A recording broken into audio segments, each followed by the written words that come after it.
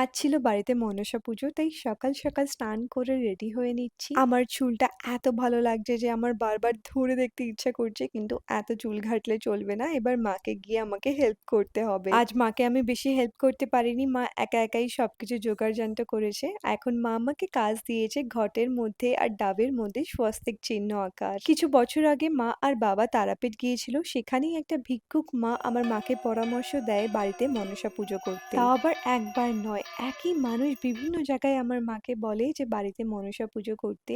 আর তখন থেকেই আমাদের বাড়িতে মনসা পুজো হয়। অঞ্জলি দিয়ে বাচ্চাদের সঙ্গে প্রসাদ বিতরণ করে দিলাম পাড়ায়। আর আজ বিকেলে অনেক দিন পরে বেরিয়েছিলাম একটু শপিং করতে। আজকে আর আমার নয়, এই দুজনের শপিং করতে যাওয়া। জুডিও গিয়েছিলাম, জুডিওতে ছেলে মেয়ে দুজনেরই ভালো কালেকশন এসছে, তোমরা গিয়ে একবার দেখতে পারো। আমরা খুব তাড়াতাড়ি ঘুরতে যাচ্ছি, তাই সেই জন্যই কেনাকাটা চলছে। জুডিও থেকে শপিং করে গিয়েছিলাম একটু রিলায়েন্স ডিজিটালে আর গ্রেট ইস্টার্নে, আর সেখান থেকে আমি কি কিনলাম সেটা তোমাদের পরের ব্লগে বলবো। বাড়ি ফেরার পথে খুবই খিদে পেয়েছিল, তাই একটুখানি পেট পুজো করে নিলাম। তোমরা কমেন্টে গেস করো তো দেখি যে আমি কোথায় ঘুরতে যাচ্ছি।